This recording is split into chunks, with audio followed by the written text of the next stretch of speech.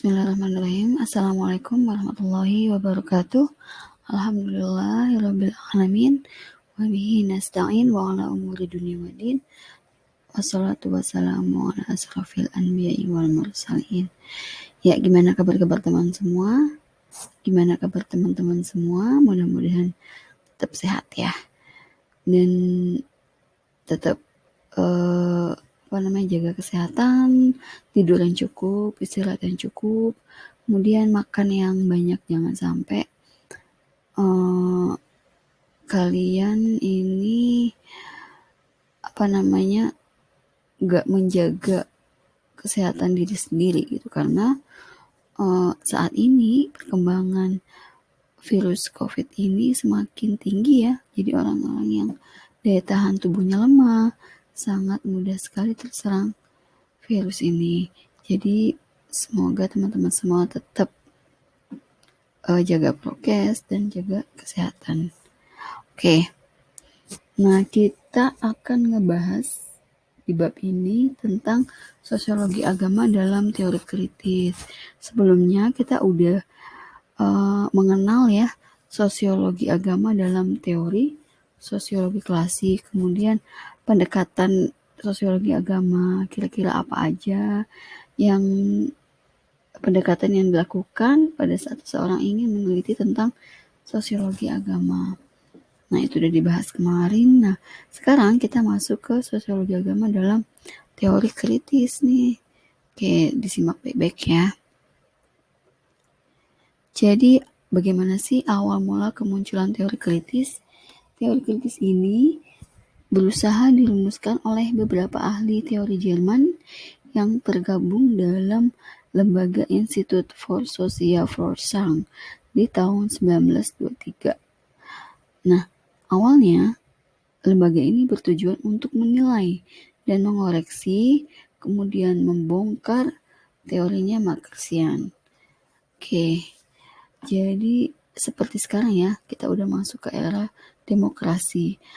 Adanya demokrasi tidak kita pungkiri adanya banyak sekali perbedaan pendapat yang sering kita temui ya, dan tidak dapat kita hindari. Dan hal ini seringkali menimbulkan konflik yang berawal dari adanya usaha untuk menegasikan pendapat pihak lain. Kemudian dalam ranah akademis, hal ini dikenal dengan istilah tesis dan antitesis. Nah, antitesis inilah yang dikenal dalam kehidupan sehari-hari sebagai kritik. Jadi sebenarnya salah nggak sih kita pandai kritik itu? Sebenarnya kritik itu nggak salah ya. Justru kita sekarang ini diajarkan untuk selalu bersifat kritis. Asal kritisnya itu jangan kritis yang menjatuhkan kehormatan orang lain gitu. Jadi harus tetap dalam batas yang normal gitu. Kemudian dalam perjalanannya, teori kritis ini selalu berusaha dirumuskan oleh beberapa ahli teori ini gitu ya.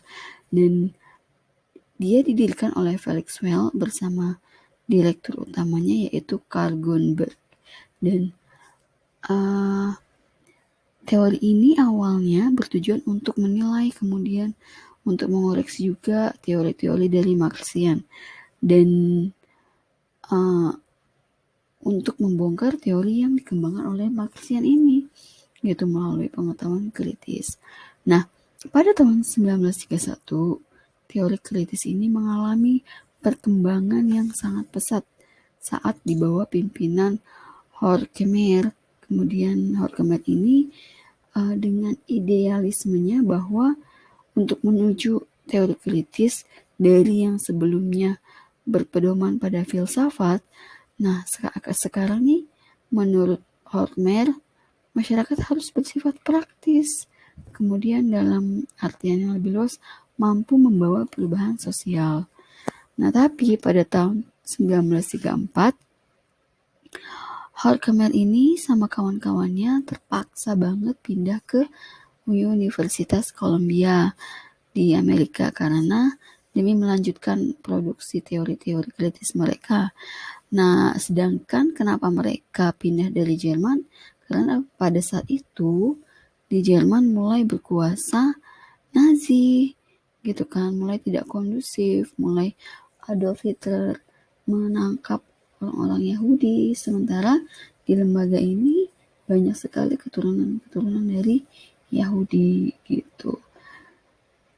Kemudian di dalam tempat pengungsian gitu, di masa pengungsiannya, Horkheimer ini sama Adorno mulai menciptakan satu karya yang cukup penting pada masa itu, yaitu dialektik der Aufklärung, dialektika pencerahan.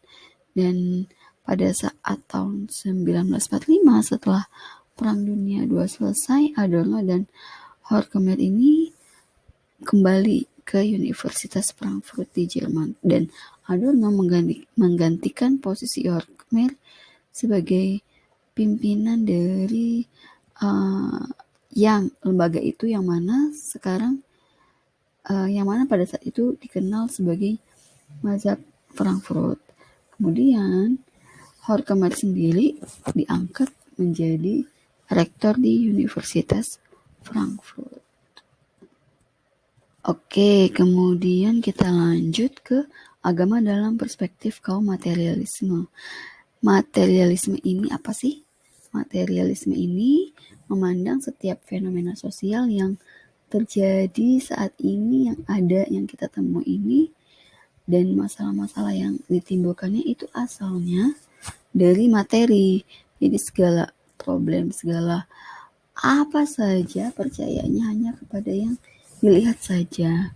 Dan pemikiran materialisme ini menjadi awal perubahan manusia ketika para manusia ini mulai merubah cara kehidupannya dengan cara-cara baru yang sebelumnya tidak pernah dikenal. Dulu, misalnya kehidupan manusia ini selalu bersandar pada mitos, kepercayaan, nenek moyang. Kemudian setelah masa agak kekinian ini, mulailah ya mengganti dengan pendekatan akal budi dan merefleksikan unsur-unsur alam sebagai materi yang menyusun kehidupan.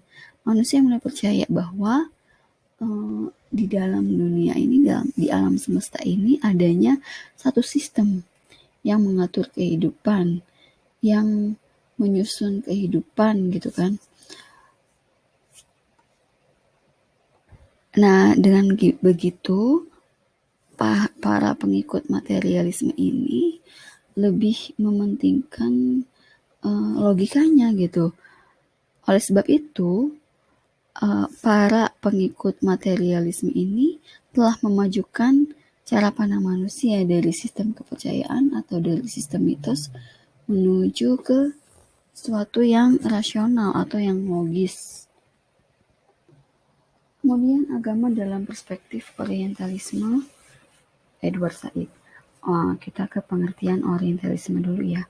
Orientalisme adalah seperangkat ilmu pengetahuan tentang budaya ketimuran atau segala sesuatu yang berkaitan dengan timur.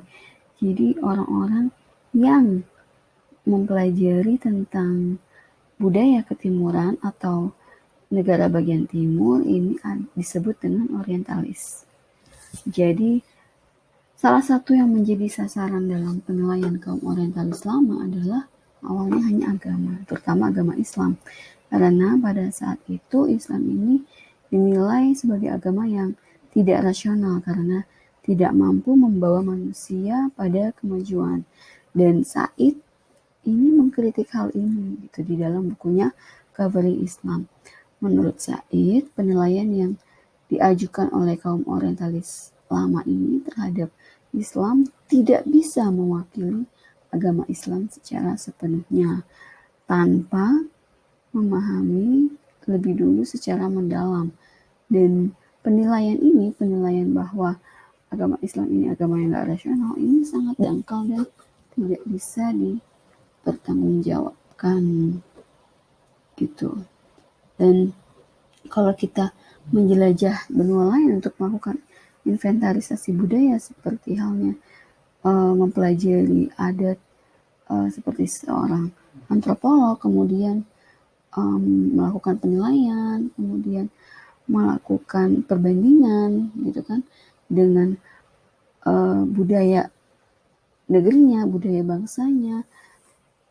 Nah, kemudian menilai secara sepihak apakah budaya timur ini ternyata buruk ya dan budaya kita baik. Nah, hal ini ya sangat tidak bisa dipertanggungjawabkan gitu kan. Dan